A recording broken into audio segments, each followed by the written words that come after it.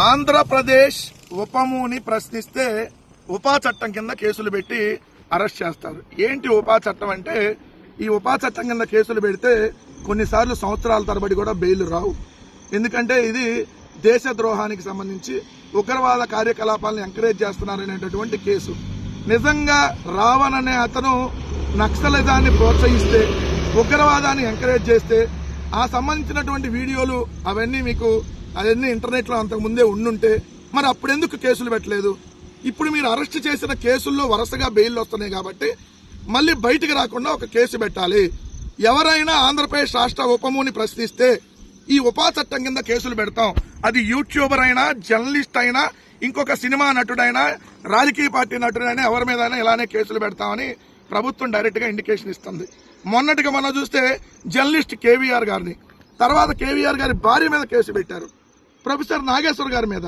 అదే విధంగా చూస్తే ఇప్పుడు ప్రశ్న రావణ్ మీద, రేపొద్దున జడా శ్రావణ్ గారి మీద, అంకార పొద్దున ఏదైతే ప్రకాష్ రాజ్ గారి మీద, తర్వాత మీ మీద, తర్వాత నా మీద, రేపొద్దున ఎవరైతే ఉపముని ప్రశ్నిస్తారో వాళ్ళందరి మీద ఉపా చట్టం కింద కేసులు పెట్టి బొక్కలోకేసి ఏదైతే మక్కలు ఎరగొడతామని చెప్పి డైరెక్ట్ గా ప్రభుత్వం ఇండికేషన్స్ ఇస్తుంది. ఇక్కడ ఇప్పుడు ప్రభుత్వం ఒక తెలివైనటువంటి కుట్రకి తెరలేపింది.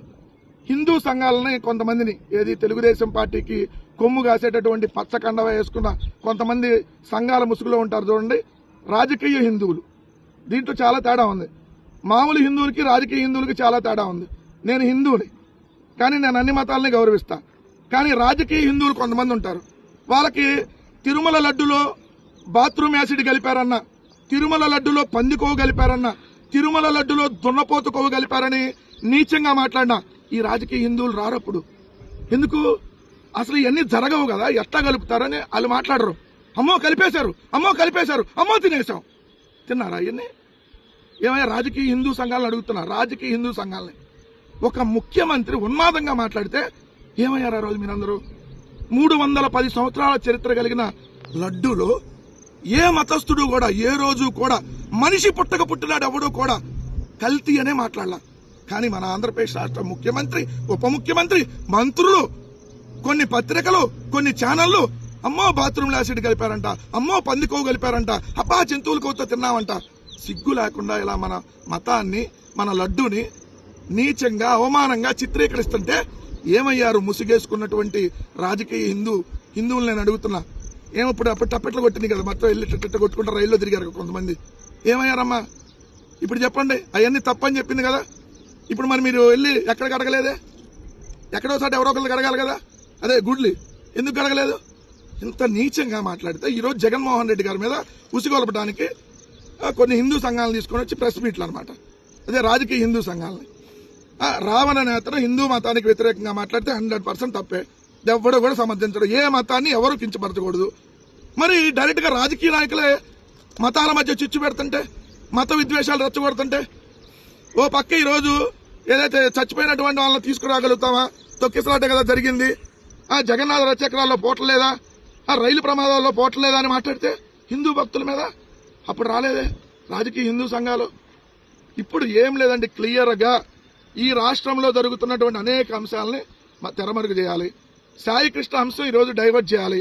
అందుకనే ప్రశ్న రావణ తీసుకుని వచ్చి ముందు పెట్టి రోజు దాని మీద నడిపి అరెస్ట్ చేస్తున్నారు. ఎవరైనా ప్రశ్నిస్తే, సాయి కృష్ణ అంశం ప్రశ్నించిన, క్రాంతి కుమార్ అంశం ప్రశ్నించిన, ఈ రాష్ట్రంలో జరుగుతున్నటువంటి రైతుల అన్యాయాల మీద ప్రశ్నించిన, ఉప ముఖ్యమంత్రి మాట్లాడుతున్నటువంటి దారుణమైన భాషను ప్రశ్నించిన ఉపా చట్టం కింద కేసులు పెడతాం. ఉపము మీద క్వశ్చన్ చేస్తే ఉపా చట్టం కింద తీసుకెళ్లి బొక్కలు వేస్తాం. ఇది క్లియర్ కట్ ఇండికేషన్ లో ఉంది. ఇంకా ఈ రాష్ట్రాన్ని ఆ దేవుడే కాపాడాలి. ఎందుకంటే ఇంత దారుణాలు ఎక్కడా జరిగినటువంటి దారుణాలు ఈ రాష్ట్రంలో జరుగుతా ఉన్నాయి ఈ 2 సంవత్సరాలుగా. సో ఈ ప్రభుత్వానికి పోయే కాలం దాపరించింది కాబట్టి ఈ విధంగా పేటరేగిపోతుందని ఈ రోజు రాజకీయ విశ్లేషకులందరూ కూడా మాట్లాడుతున్నటువంటి మాట. హిట్ టీవీ యాప్, ఇందులో short news, live news, entertainment shows, movies, digital magazines తో పాటు మీ జిల్లా వార్తలను కూడా ఫ్రీగా చూడొచ్చు. ఇంకెందుకు ఆలస్యం? వెంటనే హిట్ టీవీ యాప్ ని డౌన్లోడ్ చేసుకుని ఫ్రీగా ఎంటర్టైన్మెంట్ పొందండి. Hit TV app. Hit TV app. Please download hit TV app. Hit TV app ని ఫ్రీగా డౌన్లోడ్ చేసుకుని ఎంజాయ్ చేయండి. మీకు నచ్చిన ఎంటర్టైన్మెంట్ కోసం హిట్ టీవీ యాప్ ని ఫ్రీగా డౌన్లోడ్ చేసుకుని ఎంజాయ్ చేయండి. హిట్ టీవీ యాప్ని డౌన్లోడ్ చేసుకుని ఆస్వాదించండి, ఆశీర్వదించండి. ఇంతమంది సెలబ్రిటీలు హిట్ టీవీ యాప్ ని డౌన్లోడ్ చేసుకోండి అని చెప్తున్నారంటే ఎంత మంచి యాప్ ఆలోచించండి. అమెరికా అమెరికా అమెరికా అమెరికాలో చదవాలనుకునే వాళ్ళకి విశ్వసనీయమైన పేరు మన శౌర్య consultancy. UK Law 1 Year Masters. UK Law 1 Year Masters. 2 years work permit up to 5 years visa. Contact Saurya Consultancy. Contact 89851 89851.